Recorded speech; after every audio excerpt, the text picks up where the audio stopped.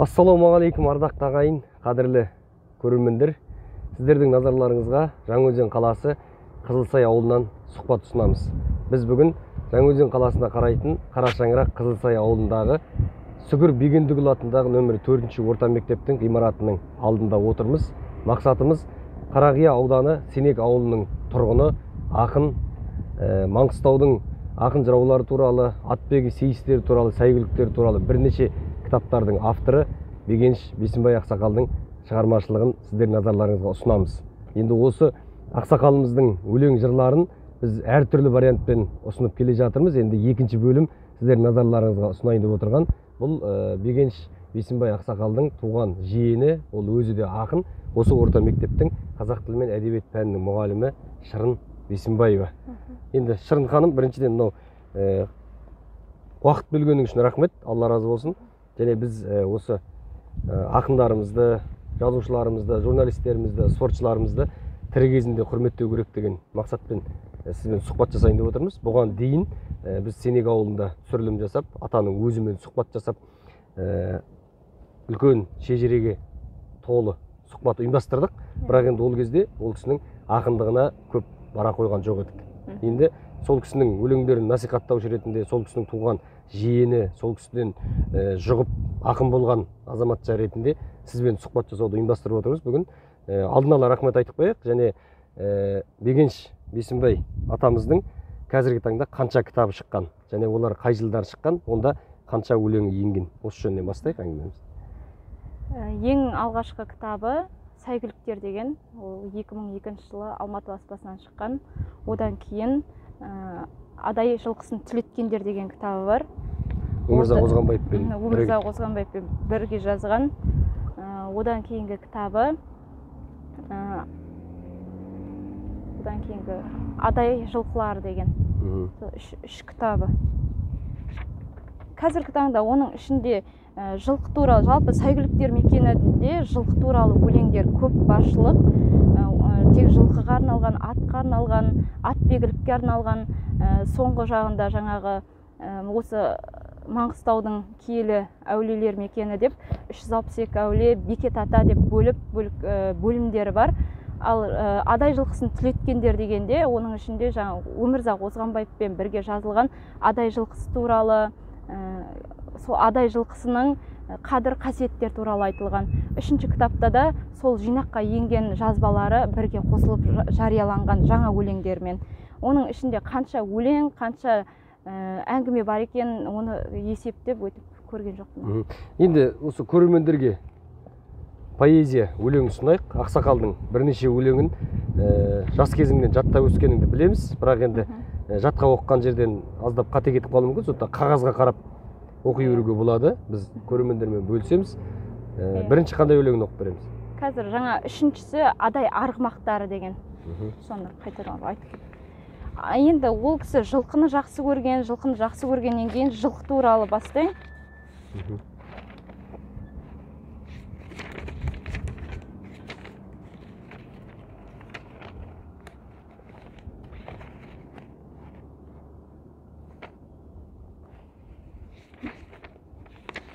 Әр жанрда жазған жырлар көп, өлеңдері. Ол кісі енді бұрынғы арғы жыршы жыраулардың соңғы тұяқтары деп айтуға болады ғой. Жеті қазына асылдардың бірісің деп.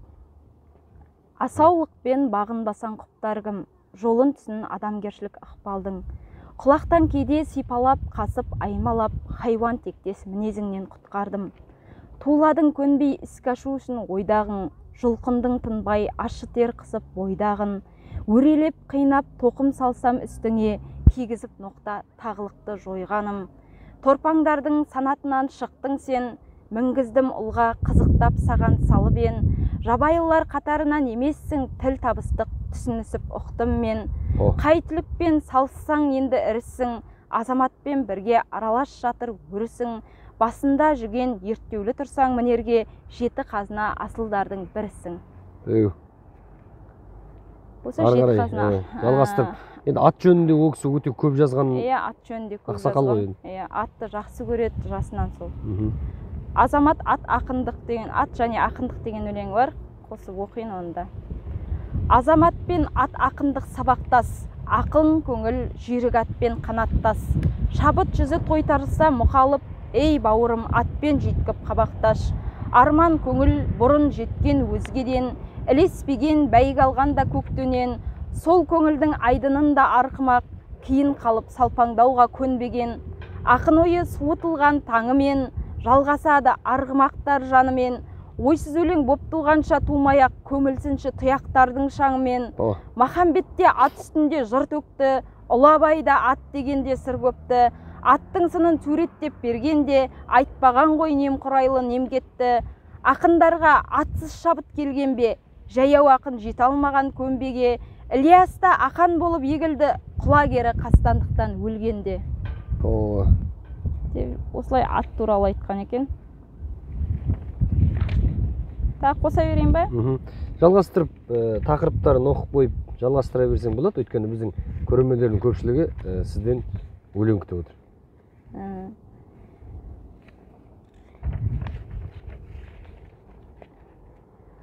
Сөз бен сазды өте жақсы көрген атам, күйді де жақсы көреді. Осы Абыл күйі Әбіш деген бар. Күй құдірет, күй күйі деп халықтан алға айтқандай, Маңғыстаулық Абыл күйі ерекше саз, өз алдына бір мектеп деп Ахмет Жұбановты айтыпты. Осы Абыл күйі Әбіш деген өлеңін жақында сиясы кетпеген сіздерге арнап оқиын. Әріден жеткен күңіренген дыбыстар, шайқасып кеткен ата-баба туыстар, түседеске Абылдың күйін тыңдасаң, саусақтарға санаулан қағыс бар. Күй құдірет тарттырып сенде қарашы, жетпейді оған адамның ұшқыр санасы. Сыздатқандай Абылдың күйі естілсе, бір кездегі жазылмаған жарасы. Қойдың қоңыр ішегімен жетеді, тартыс шабыс көз алдыңнан өтеді. Қызу қанды ел қорғаған ерлердің ерлігісі елестеп бір кетеді. Дүбірлеткен тұлпарлардың шабысы, азамат ердің ар мен жігер намысы. Сезінесің Абылдың асқақ күйінен тау суындай тасқынды саздың ағысы. Нарату Абыл күйлерден сазын қоздырған, тыңдаушысы сусындап шөлін қандырған. Ғұлама Әбіш үніне соның беріліп, күйімен күмбес салдырған.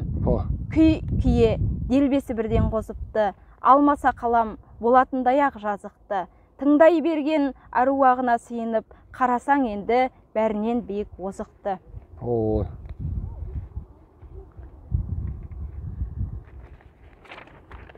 Тағы ат пен адам туралы сыр келіп тұр екен. Ат туралы, ат пен адам туралы сыр.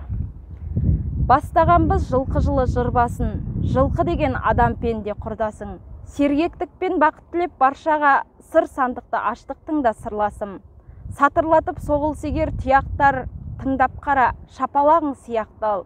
Жаңғырықтар жақсылыққа жалғасып, құрыштарын қандырсын бір құлақтар. Жарап жатыр бір жасында таймінгі, қызықтай көкпар сайыс бәйгеңді. Жер бетінде жылқы жылы шуақ нұр, төгіп өтсін мамыра жаймай күні. Обаст адам Алла адамды жаратты, ғалейхиссалам жылқыға көз қадапты. Пайғамбарда құйрық ұстап тәйтейлеп, ең алғашқы қадамдарын санапты. Содан бастап кәсіп етіп талапты, дүниеге ат пен адам тарапты. Жұбын жазбай егізіндей ғаламның, тіршіліктің тауқыметін қалапты. Ой, бәрекелді. Осы енді ұшқан құсының қанатты алатын ұлан байтақ жерді ата-бабамыз аттың арқасында қорғап қалды ғой енді. Сондықтан енді осы ат туралы өлеңдер жазған ақынның тағы да Маңғыстау деген өлеңін оқып берейін деп отырсын ғой деймін жаңылмасам. Маңғыстау деген өлеңі. Маңғыстауға осы Маңғыстаудың әр жеріне арналған өлеңдері өте көп. Соның ішінде енді таңдап осыны алып отырмын. Маңғыстау деген өлеңі. Маңғыстау деген киелілердің мекені, әулие бабам осында қоныс етеді. Отпантау биік рухы қайта жаңғырып, асқақтап бүгін жетпей тұр көкке екелі. Ақтау мәсем, теңіз толқыны тербеген, өзгерген бәрі шындықты көрші көзбенен. Шағала аққу есігінің алдында, мейірімділік осындай жеткізу қиын сөзбенен. Шерленген жүрек келмейді енді сөзге ешкім, шер қала тұр шежіресін жеткізіп түбектің. Ынтызар көңіл келемін десе жан-жақтан, бүгінгі ұрпақ қабылдар хақ ізетпен. Құрметті көрермендер, біз Бегеныш Бейсенбай ақсақалымыздың өлең жырларын насихаттауды ары қарай жалғастырамыз. Енді Шырын, сенің қолыңдағы бұрынғы шыққан кітаптар ғой деймін, жаңылмасам. Осы көрермендермен бөлісейік. Міне осыған дейін Сәйгүліктер мекені және Адай жылқыларын түлеткендер деген 2 кітап шыққан. Енді үшіншісі қолымда жоқ менің. Үшіншісі де шыққан, бірақ қазіргі кезде біздің қолымызда жоқ. Және алдағы уақытта да ақсақалдың тағы да тек қана жыр кітабы шығады деген ойдамыз. Қолға алынып жатыр ол. Егер қолдаушылар, демеушілер болса, ауылдағы ауыл академик атанған Бегеныш Бейсенбай ақсақалдың кітабын шығарып беруге көмектесіп жіберіңіздер, жомарт ағалар. Тағы да атамыздың өлеңдерін жалғастырып оқи берейік. Енді мынау соңғы кездегі үлкен проблемамызға айналған бұл енді бозжыра тақырыбы ғой. Сол енді біреу бозжыраны сол күйінде сақтау керек дейді, біреу сол тұрған тұмса табиғаттан ақша түсіріп, пайда тауып, мемлекеттің бюджетін қарнын қампитуымыз керек деп айтады. Енді қай жағына да біз пікір білдіруден аулақпыз. Дегенмен ақын не дейді ол туралы? Ақын бозжыра саған алаңмын деп бозжыраға алаңдайды ол кісі. Желпінтіп көпті талқысына түстің алаңның, дұрысырақ сені түсінгей деп мен алаңмын. Дүбірлейді маңайың, ғайыптан бүгін келгендей кереметіндей бір ғаламның. Бұғып жатқан көжегін деймедің қоянның, бозжыра неге тосыннан ерте ояндың. Ынтызар етіп назарын көптің аударған сырақтай бүйір таяндың. Күн нұрымен көріктендірген көктен құдайым, рухымен жібеп әулелер толы маңайың, абырой асқақ айқара ашқан құшағын пірбек етеді сыбайың. Арманымысың домбырада күй боп шертілген, жыраулардың да жырына арқау желпінген, үш рет келіп, үш рет неге кетеді қайғыланып асан дертімен. Бәріне енді ашама анық есігін, жаратқан ием жасантып оң бір шешімін, лезде шыңдар жаңғыртып кетті жан жаққа бозжыра деген есімің. Естілді тіпті таулардан биік өңіле, жетіпті анау шыңыраулардың түбіне, толастамай шаңытып келіп жатыр шұбырып сабылтып атпен күніне. Қонысындай көретін арқар киік бөкенің, селт ететін оларда естілсе үні бөтеннің, жасасып бірге келеді ажары көркі өлкемнің.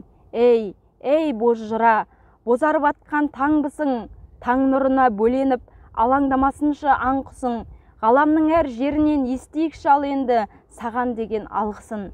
Тарихсың әріден бәрін қозғаған, тақырыпсың сен ешкім әлі жазбаған, ұйқыдағы аруда енді ояншы, жасанып сұлу боздалам.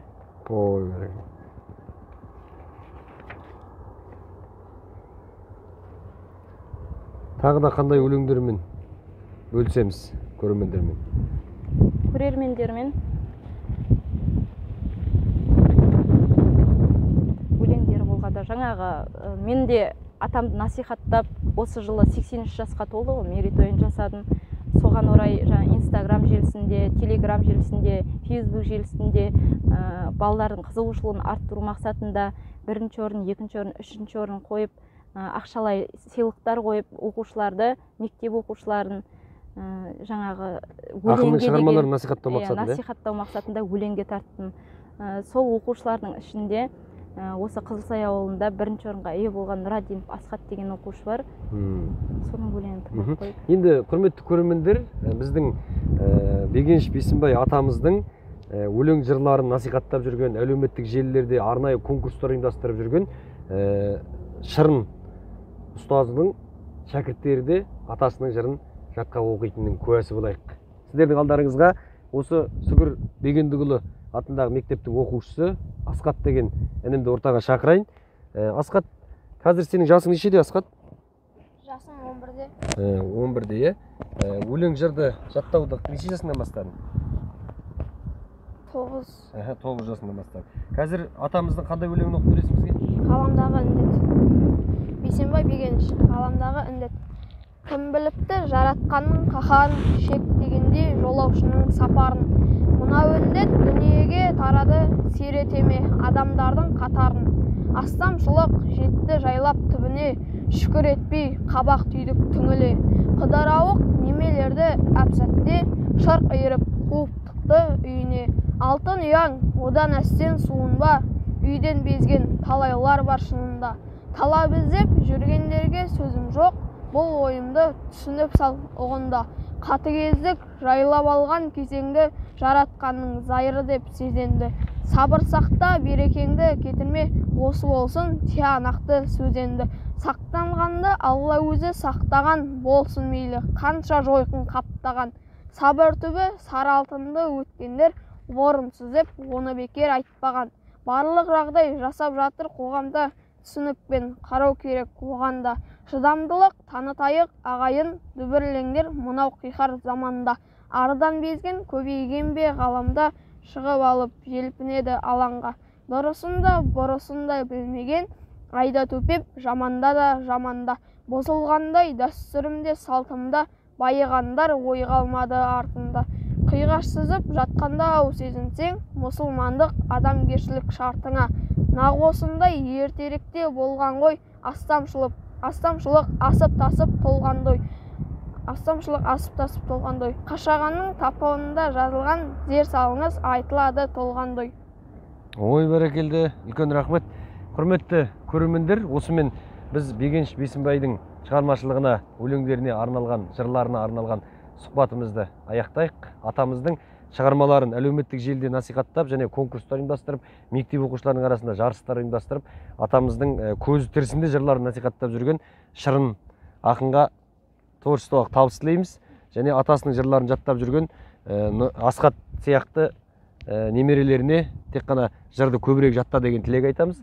Ал біз сіздермен келесі эфирде кездескенше еліміз аман, жұртымыз тыныш болсын деп қоштасамыз.